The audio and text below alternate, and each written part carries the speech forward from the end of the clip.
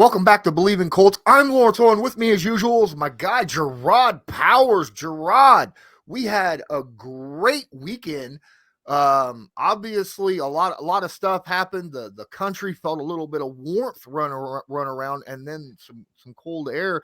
You, however, my friend, had a very interesting weekend. Mind telling us a little bit about it? Oh yeah, was in Atlanta. Son had a basketball tournament to attend. Was got to see a couple old friends of mine.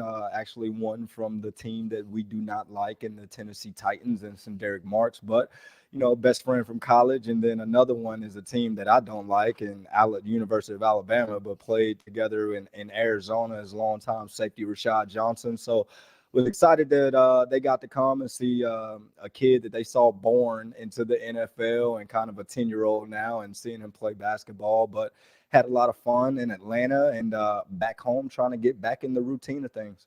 Awesome. Speaking of the tournament, uh, our partners at Bet Online continue to be the number one source for all your betting needs and sports info. Find all the latest sports developments, including the updated odds on the NBA playoffs, fights, and even seasons futures. And don't forget that the MLB is back as well. Who are you picking to win the World Series? BetOnline is your continued source for all your sports wagering needs, including live betting and your favorite Vegas casino and poker games. It's super easy just to get started. Go ahead, visit the website today, or use your mobile device to join and use our promo code BELIEVE, that's BLEAV, to receive your 50% welcome bonus on your first deposit. BetOnline, where the game starts. Special guest with us today, Kylen Granson, second year tied in for the Indianapolis Colts. Welcome to the show, Kylen. I appreciate it. Thank you guys for having me. Hey, I'd like to open this up, kind of put you on the spot real quick. All right. So, about a year ago, you were on Good Morning Football. Do you recall this? Yes, I do. Okay. Well, during that interview, you made a very bold statement. You said that whatever organization picks you up, that they will not be ready for all that you bring, and that you would take it easy on them during the first year. But the second year, you would be taking over. Now, would you like to double down on that or make a comment or something? I'm doubling down. Doubling down. I like to hear that. I hope you guys are ready. Awesome. JP? Hey, Kylen, man, I'm Jerraud Powers, man.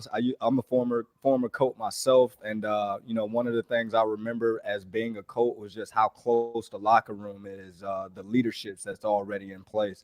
You being in the room with Jack Dole, man, and him not being there now, what did you learn from Jack as far as from a leadership standpoint that now you can take in as one of the guys that's a returning player that's trying to develop into one of the main leaders on the team? What did you learn from Jack going forward into your second year?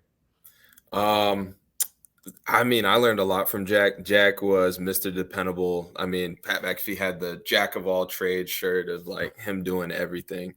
But yeah, Jack, he was very composed, like dude's a vet. Him and TY, we will definitely miss them. But as far as things I learned from him, it all starts with us. Like every day, like we got to come in the building with intent to get better.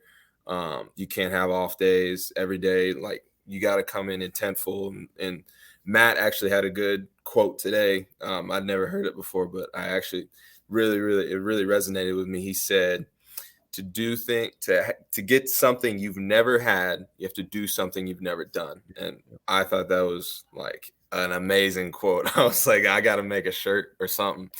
But he kind of showed me the ropes. Like it's all about routine, and Jack's always the same guy. He's always going to do the right thing. He's always studied up.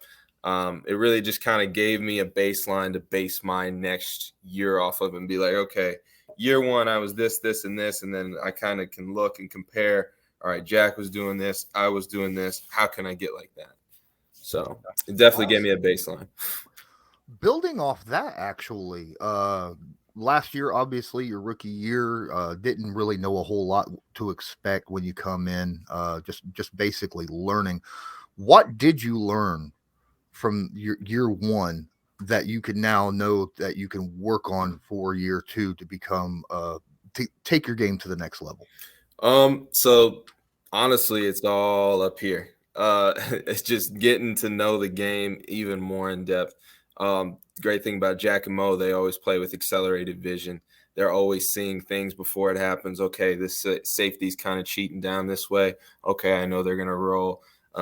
Just being able to play a step ahead, so that way you can just play ball and not have to be thinking like, oh my God, so I got to block this guy. Well, did we just check the play? Okay, all right, now I got to well, rather than being up here just playing football, being smooth, I feel like that's the next step. Gotcha.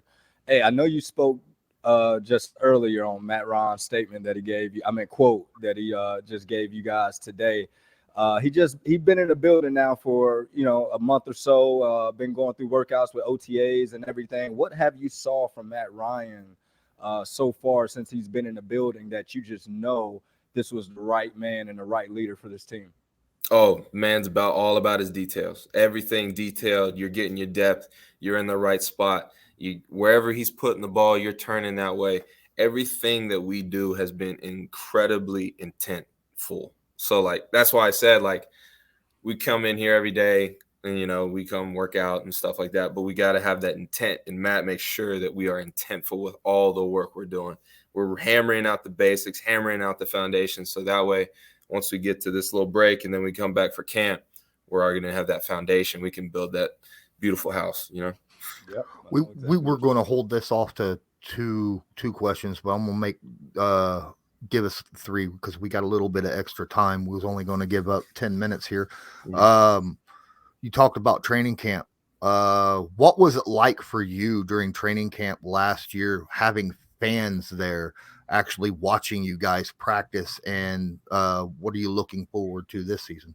It was actually pretty cool, and a lot of the guys said like all this kind of was all abnormal because of COVID and all that. But for me, it was my first year, so that was normal for me. So I mean, going into year two, honestly, it's going to be exciting. I know I enjoyed. I had my family come out and see and watch practice, and that was kind of cool. And then also we got to interact. We throw footballs up to all the kids and stuff. That was fun. But yeah, I thought I was just having a blast while. Hey, there it is. I've got three of them. Oh, yeah. I never got one from you, but I was out there every day. All the I know. I caught one of yours, but I ended up giving it to a child that wasn't able to catch one. Oh, good on you, man. Good on you, man. I'm not as accurate, so sometimes it's a loose cannon out there. But yeah, training camp was definitely unique. I had a lot of fun, and it was also very tough. But at the end of the day, I can brag to my kids. Yeah, back in my day, training camp was way different. Awesome. You talk about training camp and how the fans. This will be my last question as well. How the fans just makes it so enjoyable. And I remember my time as a coach, and it was the same thing in training camp. Man, the fans, every practice just got it packed out. Doing whatever for the players.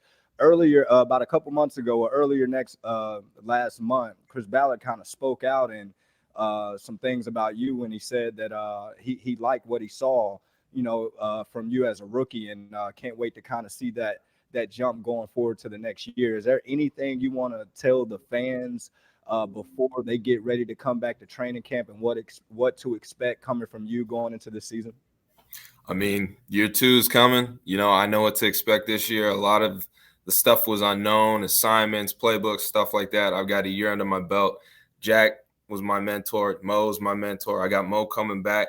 I've learned a lot. I'm excited to see where my game is going to elevate, because it's all about elevate. And I'm hyped. I'm like 4 or 5 months away, and I'm ready to play ball right now. You know what I mean? But it's a good feeling, man. A lot of Colts fans can't wait for that either. So, really quick, I would like to give you a moment to talk to those that are watching and listening to the podcast right now.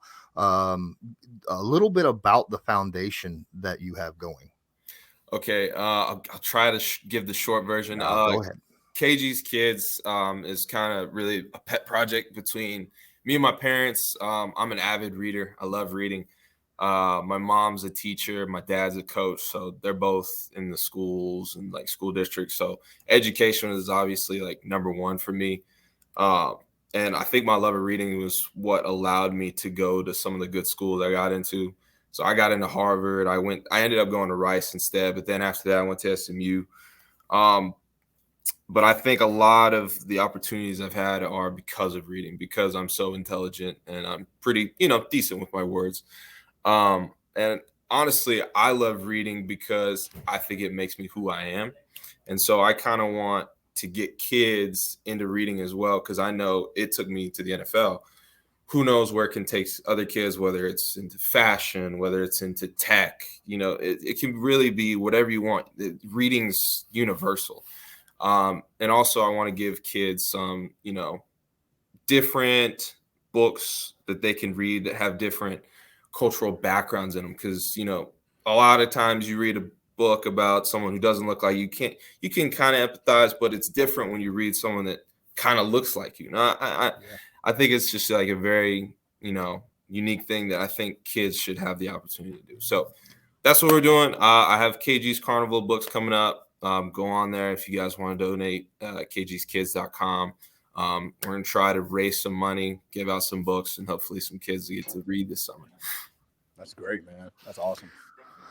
That is absolutely awesome. Just in case you didn't know, I heard there's a former quarterback for the Colts that are really big into getting kids into reading as well. That's a book club. Who is that guy? I can't remember. Rhymes with duck or something like that. Well, thank you so much. I appreciate you taking time out to spend a little bit of time with us, and good luck this season. Yeah, appreciate y'all. Thank you guys for having me. I had a blast. So that was Kylen Granson, second-year tight end for the Indianapolis Colts. Jerraud, what were some of the things that he said that really, got you excited? It probably wasn't none that he said. It's just you can tell he's excited about getting back to work and, getting ready for year two to kind of prove himself. You can just see the antiness in him when he was just talking ball. And that means you're drafting the right guys when you're talking about Chris Ballard and the guys that he's putting into the organization, guys that want to be at work, guys that want to get better, guys that, can't wait, already got the countdown. What are we, 5 months away, 4 months? Like he's already counting it down and just being ready to play. And I remember that same feeling just as a young player, coming back into the offseason, already been through it one time, now feeling more comfortable knowing everybody's name in the organization. Now you're not walking around as the new kid. Now people know who you are. So you can just tell he's excited to get back to work, and that's always a good feeling. Absolutely. Now my thought is he's learning from different people all the time. Even as quarterback, he talked about the quote that he had during today's practice. That's freaking awesome. And in my opinion, that you have to learn every day. It's a nonstop progression, whether you're a second-year tight end or a 15-year vet at the quarterback position. You're always learning, and it's good to see that he's out there soaking in information for wherever he can get it. And I really like that, like hearing about that. So I think one of the main things that he said that kind of stood out now thinking about it, now that you brought that question up, now thinking about it, was just how detailed Matt Ryan is on a day-to-day basis. And I think a lot of times fans don't realize that, like, when you're talking about great players and great organizations, everybody respects the process. And the process starts over every year. It starts over. You got to start from day one scratch as if you don't know nothing and build your foundation and build on it, build on it, and build on it. And the only way to do that is to be detailed about the small things. Every great player, if you ask them what did they focus on to be so great, they're all going to say it's a small thing. So just to hear that coming from a young player that's soaking it all up still learning the game, still learning the ins and outs, and he's already noticed how detailed Matt Ryan is, just speaks volumes. And I think that kind of shows you the leadership qualities in Matt Ryan that he's bringing into Indy. And it just assures you that, we got the right guy at the helm at the moment. So that's a good thing to hear. Absolutely. Building off of that, it kind of reminds me of a little bit of what former players used to say, including yourself, about Peyton Manning, right? Very, very detailed oriented person. So I'm right there with you. I think this is a situation where not only does him being detailed help him out, but other people see this. He's going to enforce that on the other players as well. And you always lead by example, not just with your words. So yeah, this is a very good thing to hear from Kylen about Matt Ryan. I want to move on now with the podcast. Real quick, I posted yesterday because I thought we was going to do one yesterday, but then we got hit up by the Colts. Real quick though, I just want to make a shout out to the Indianapolis Colts, the PR department, Matt Conti, and then of course Hayden Clark for getting that interview set up with us here with Kylen Granson. But got a couple questions.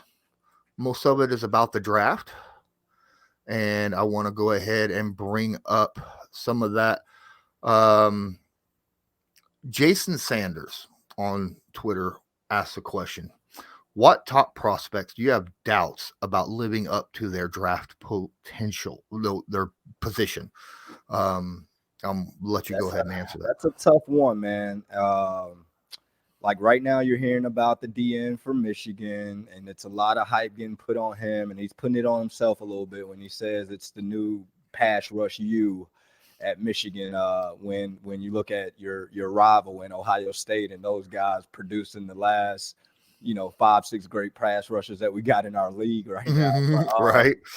I think it's going to be a little pressure on him just off of when you watched him his last game. He didn't perform at the level that he probably should have. He got the Heisman nod. Will Anderson at Alabama didn't.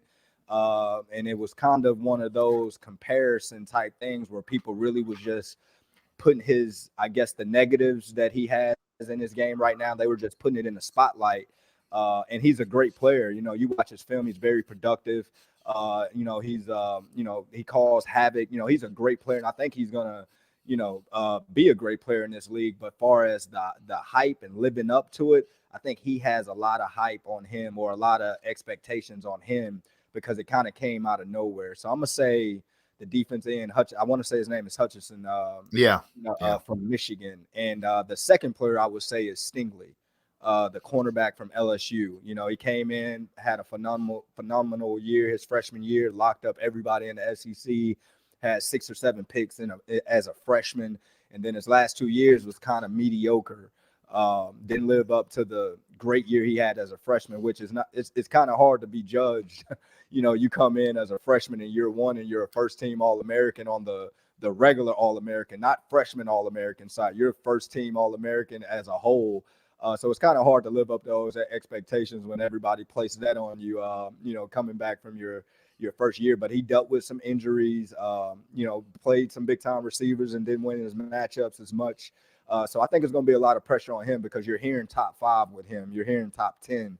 And when we're talking about those guys, we're expecting, Jalen Ramsey type production and those type things. So I think those two players are gonna have a lot of expectations put on them just off of what happened to him the last couple. Not Hutchinson per se, because I want to just say his last game was kind of mediocre, but Stingley, his last 2 years has been kind of average or right above average, but not the Stingley that we thought we were going to see after his freshman year.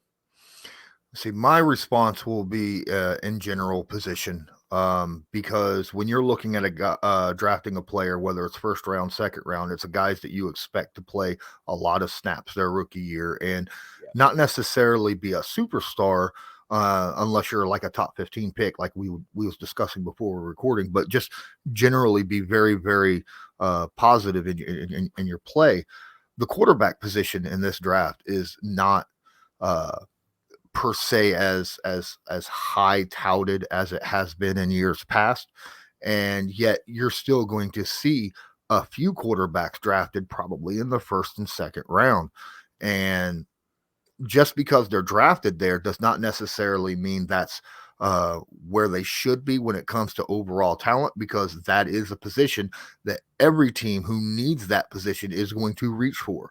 So, if your team goes out and gets a quarterback in the first or second round, don't expect that quarterback to just come out and save your team, his rookie year. So, just kind of ease expectations on the quarterback position, in my opinion, on at least in this season's NFL draft. I agree. Uh, I agree. this another question by Real Goat Jones. That is an interesting name. What position should be a priority for the Colts with their second round pick? In my opinion, I think you take the best wide receiver you think is on the board, just because it assures up your wide receiver room. It gives Matt Ryan another weapon to use within the system. And you're looking for playmakers. You're looking for more playmakers on the perimeter on your offense right now. You got a good running back. You're still looking for another tight end to kind of assure, if you can, unless the young guys blossom into the guys that they think that they can become. But you're wanting more weapons for Matt Ryan, and this is a wide receiver heavy type draft that I think in the second round you're going to see some good ones that you just probably going to have to pull a trigger on. My opinion. I am a huge fan of BPA. Always have been. Now, generally, BPA is almost, solely when it comes to the first round, in my opinion. It's that first round situation where you take whoever the best player is available, no matter what, because you want difference makers on your team, no matter what position it's at. But in this round, since it is the 42nd pick, the only way I see them do a BPA is if they have a guy that they have listed very, very high that starts to fall. Yeah. Then I see them trading up to get that BPA, like very similar, like what happened with Jonathan Taylor, right? A couple years back, he started to fall, and the Colts organization's like, I think I'm going to go get him, even though it was not a position of need. Right. Still a difference maker. Outside of that, I 100% agree with you. You should go wide receiver this year. I understand that we really don't know a lot about the wide receiver group right now due to the inexperience that the Colts have at the wide receiver position. But it's specifically because of that is why I think, it would not hurt to just keep adding talent and see which cream rises to the top, right? Yeah. I'm with you. All right. Last question. Um, William Vermillion. Now, we don't know a whole lot about the cornerback prospects in general, so I'm going to ask the follow-up question. What techniques will the Colts cornerbacks be using this year that you see might be different with Gus Bradley's defense? Well, Gus, when you go back and look at Gus back when he was with Seattle and those guys that he had in that secondary, they played a lot of coverages to where guys can have their eyes on the quarterback, have their eyes on the ball. So I think that'll be something that you see more in this system going forward. You're going to see guys going to be able to take more opportunities, more chances, just because they're going to be able to have their eyes on the ball. They're going to be able to see what's going on in front of them. When you're playing man to man a lot, everybody, all the fans, like, why he won't get his head turned around? Why is this? It's a different style of play and a different technique that you use when you're in those man to man situations. I think Gus will bring a zone element with kind of man to man principles, and the only difference is going to be that he'll be able to. A lot of guys in a lot of those calls will be able to put their eyes on a quarterback and see things a little different, and not be afraid to take a chance or two just because you're protected from within the system. So I think you'll see guys probably get more opportunity. We're already great at turnovers. Now with guys with their eyes on the ball, I think you should be able to see more interceptions, more of those type things popping up going forward with the defense, just because you can see things now. That's a bold statement, Jerraud. Last year, the Indianapolis Colts were second in the NFL in takeaways. I know. Uh, So it so should.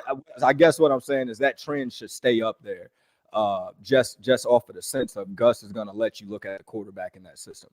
awesome. Well, I mean, also you also get we bring in a guy who is very good at getting takeaways at the cornerback position, Mm-hmm. right?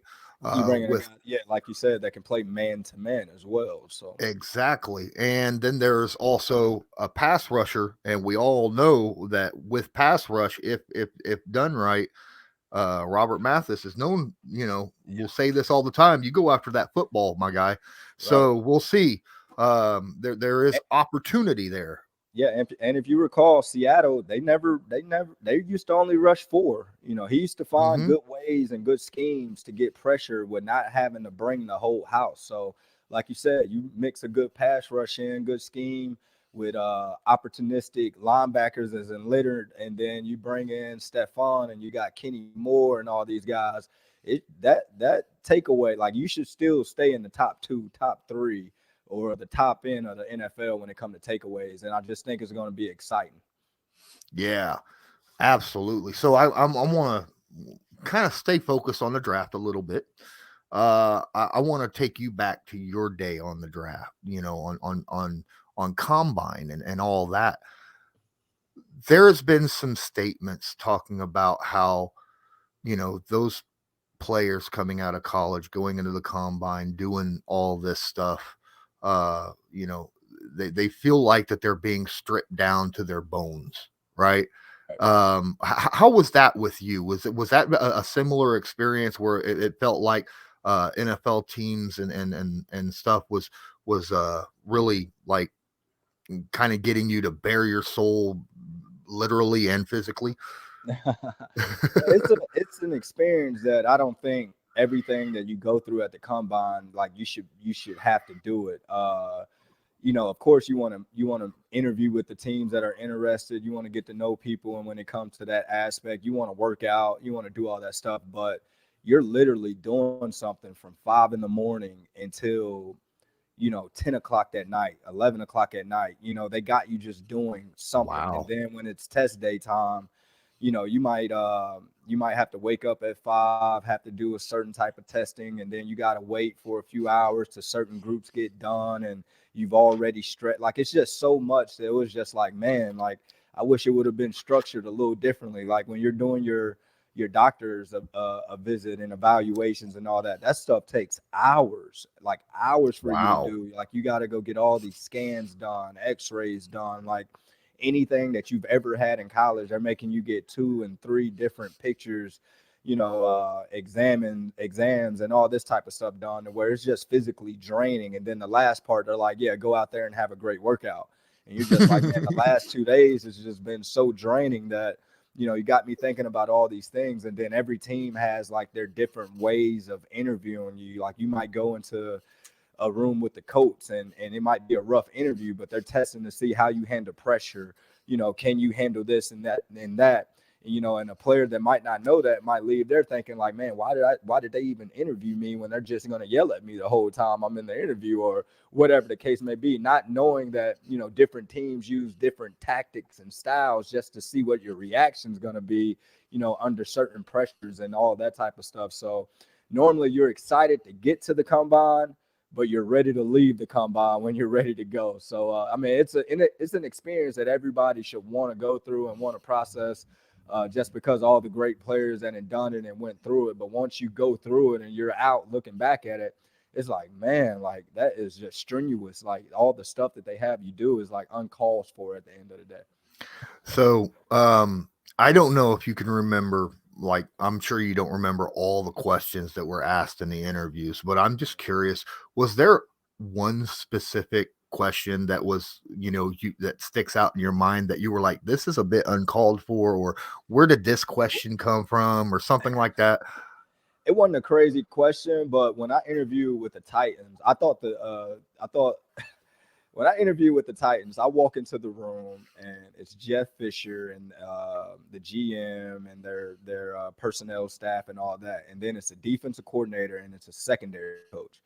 I left as a redshirt junior out of Auburn. It was a real heavy junior corner draft that year. I remember like DJ Moore, Malcolm Jenkins was a junior, Darius Butler, like all these people were junior. Like we were like the big junior class, like to kind of start that. We're just out. We're leaving, leaving school or whatnot.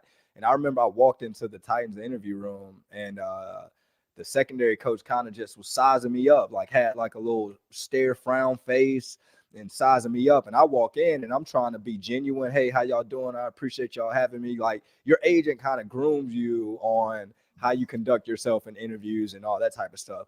But the energy when I walked in, I was just like, do they hate me? Like, what's going on? So I walk into the room, and the secondary coach and the DC is like, hey, get up there and draw up your top, the 4 top plays that your defense ran last year. And I want to know everybody's responsibility from the defensive line, linebackers, and secondary. A lot of people are not comfortable doing that when you ask them to do that, like knowing what everybody is supposed to do on the defensive side of the ball. But I was one of those type players that used to just learn it from top to bottom, because it used to make my job easy when I know where everybody else is supposed to be or whatever. So I walk in, I do that. I'm drawing up plays. I'm drawing up the beaters for the plays. Like, hey, yeah, we're in cover 3. We match carry the seams, but if the offense run this route or that route, that's the beater. We know that. And, so I'm trying to give them extra content to think like I'm this smart player and, and all that. So I get done doing that, and there's like a pause in the room, and I glance at Jeff Fisher, and he's got his hand over his face, so you can't really see his reaction. But before he did it, I saw like a smirk, like a grin. And the coach gets up, and he was just like, all right, let's watch these plays. They had 10 plays that was like bad plays from the year, like no good plays. They had a clip of just 10 plays that I was either missing a tackle, gave up a throw, or whatever the case may be. So the coach was like, you think you're good enough to play in the NFL? And I was like, yeah. I said, I feel like I've done what I needed to do in college. I'm ready for the next challenge and all that type of stuff. Boom. He puts on a play, me missing a tackle. He said, you think you can play in the NFL and you're missing the tackles versus Tennessee? You're missing a tackle versus a running back from whatever. Like he started downplaying the schools that we were playing. And then so I'm just sitting there. I'm giving him confident answers. Then he go to a next play. And he's just like, he was like, why did you leave? Like, who advised you to leave? Like, like almost making it seem like, oh, damn, I made the wrong decision. Like, I'm not supposed to be here. And I'm like, no, I done what I was supposed to do. Like, you can go check the film. I've guarded Julio Jones, AJ Green, Percy Harvin. Like, I've had success versus some, top guys in the SEC or whatever. And then he'll pull up another play. Like, look at you right here. That's you think you can cover these guys? So I say that to say I left pissed off. Like I'm sitting here thinking like, man, if I see this dude outside of here, I'm going to say something. And I actually run into him. So I had an interview with them like earlier that evening. It might've been 6 o'clock, 7 o'clock. When I got done with everything, it was like 11:15, 11:30 at night. Mind you, we had to get up for a drug test at 5 morning, the next morning. And that was my test day. So I was getting up at 5 p.m. to take a drug test and then go through all the stuff that you got to go through. And I didn't even test or work out until like 10:30 or 11 o'clock, something like that. So, but when I got done with everything, we're both walking out of the interview rooms together. And he stopped me and was just like, hey, man, you handled yourself well in the interviews. I was impressed. He was like, I saw that you were getting pissed off.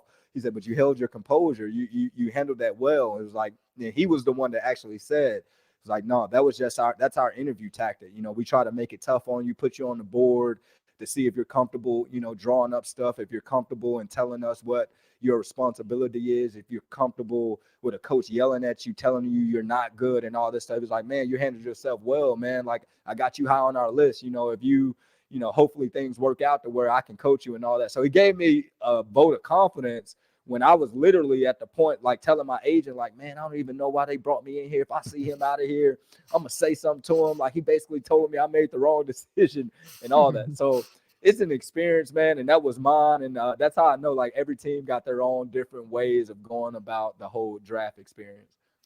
That as you were saying it, I'm like, this is how a team finds out if a player is going to be able to handle adversity or not, right? Yep, and that's exactly yep. It's interesting. I like it actually a little bit. That style of interview. But to do that to every player, wow, that'd be rough. I mean, and then at that same token, it probably shows them the strengths and weaknesses. Like they still might love a player and just be like, well, at least we know how to handle him. He can't do this, he can't do that, Mhm. but he can do this. Like, so with me, maybe they saw like, man, this is a future leader. This is a future guy that'll be able to teach young guys. That'll be it. Like we can count on him to know exactly what he's supposed to do or whatnot. So if it was ever a situation with Jerraud Powers getting beat or anything like that, it was more so of skill on skill. It would never be like him giving up a touchdown because he blew a coverage or he didn't know what he was doing on the field, which you can handle those type guys to where it's just skill on skill. It's a talent issue, not necessarily coach, why is he not bailing when he's supposed to bail, or why is he not in the flat when we expect him to be in the flat? So it kind of gives you kind of notes that you can put on a guy. So if you do get a guy, you know how to handle him as a coach. Yeah, yeah. And your interview with the Colts went pretty well as well. I assume. That was crazy. A lot of people asked me that. I never heard anything from the Colts when I got Oh, drafted. So it's like the craziest thing. Like I had to work out with the Patriots. I had to work out with Cincy and a couple other teams or whatnot. But during the whole draft process, I'm talking like, from combine on out, did not hear from the Colts at all. And then when I got to the Colts, just talking to Bill Polian and all that, he had me high on his list. He had me high on his board. So and that goes to show like the Colts are just totally different. At that time, they were different on how they handled the draft process compared to a lot of other people because when I talked to Tim Jennings and when I talked to guys that was there, it was similar stories. They didn't hear from the Colts and stuff like that either when they got drafted. so I'm curious now. Makes me think maybe these top 30 visits that teams have, maybe a lot of teams use that as smoke. You know what I mean? Could possibly, yeah, could possibly be because every team after being in the league now and kind of knowing some things and you get cool with certain people at certain positions, like they have an idea on how it's gonna go. They have an idea on what guys are gonna be taken by who and what teams like what are each team's needs, what round they're probably gonna take. So it is kind of a chess piece going on, and I'm pretty sure people use the visits and certain things like that to maybe get other teams to think like oh, something must be going on. Like Jacksonville, I saw a report come out and say that it's going to be a surprise mystery pick, and then they might have such and such fly out that weekend. They already know who they're picking, and it's going to be Hmm. somebody that everybody else and kind of predicted that's going to go in that slot or whatnot. But if you're a team that's thinking about trading or trading back, trading up, that might sway you a little bit like, oh, snap, like they might be taking such and such, and we got him as our number one guy on our board. We might need to call Jacksonville to move up or whatever the case may be. So that's how teams, I think, kind of control their own narrative when it comes to the media pushing certain agendas with players that's supposed to go to certain teams and all that. I think they play a role in all that. Yeah, I think so too. I mean, obviously, you don't want to tip your hand, right? Yeah. To other teams because they might end up jumping the board in front. This is the reason why the Colts jumped in front of Jacksonville to get Jonathan Taylor because they had a pretty good idea. They Yep. wanted him. Yep. So I think we're coming near the end of this one. We've been running for about 40 minutes now, a little over 40 minutes. And the thing that I'm looking at is it's going to be a big draft weekend. Yeah. Big draft weekend. What I think we have 7 picks. Are you expecting Ballard, since he doesn't have a first round pick? Do you think that he will perform a few trades like he normally does this time, or do you think he's going to try to use what he's got? I think he's going to try to use what he got. It wouldn't surprise me if he tries to even get, maybe a move up in some type of sense to try to do something. You got, like, in my opinion, with Matt Ryan here now, like it's not a window. It's more so we got to win right now. Like we need pieces in right now. And I think the more pieces he can get far as weapons that he can use. I think defensively he might feel good about himself, just trying to build that depth at certain positions, of course. But offensively, I think it's more so of like we're trying to get any weapon that we believe that Matt Ryan needs to be successful here, and we're trying to win it right now. So it wouldn't surprise me if he really tries in this draft to really get guys that he want rather than maybe moving back or saving this and doing that. I think we'll see a more aggressive Chris Ballard this draft. I cannot agree with you more. I really do believe that as well. I mean, he said in his pre-draft presser, you know, I will get murdered, basically, is what he said if I pick a defensive player with the first pick, right? The team is very well rounded. There are specific spots on the team that need a little bit of infusion of talent, and everybody knows this. It's a blind person that hasn't watched a game all year would be able to tell you what the spots are on this team that need that infusion. And uh outside of that, this is a playoff team. This is a team right now that has Super Bowl aspirations with all the moves that they've made this past off season. So moving up in the draft to get a talented player sounds reasonable in my opinion. Even you know, I'm not necessarily talking about moving up in the first round. Possible, but I can see him, trying to get 2 second-round picks, or something of that nature. So keep an eye out there. I know a lot of people think that Ballard will just trade back, but and get more picks like he has done in the past. But this is one of those seasons where that the opposite may actually happen. Yeah. Anything else you wanna cover before we get out of here? No, that's it. I'm looking forward towards the draft, though. I think so far Ballard and pulled 2 magic tricks out of the hat with getting rid of Carson Wentz, plus the whole entire contract as well, freeing himself up from that contract, and then Matt Ryan falling in his lap and Stephon Gilmore falling in his lap. So I will assume, because history tells us so far, that we'll see another magic trick during this draft. Absolutely. Well, thanks so much for joining. Please, if you're listening to the podcast, don't forget to download it and check us out on YouTube and share this to your favorite social media. If you're watching on YouTube, please smash that like button and hit subscribe. If you're not subscribed, make sure the notification bell is turned on. And until next time, this was Believe in Colts, brought to you by Bet Online. I'm Lawrence Owen. That was Jerraud Powers. And as usual, go Colts.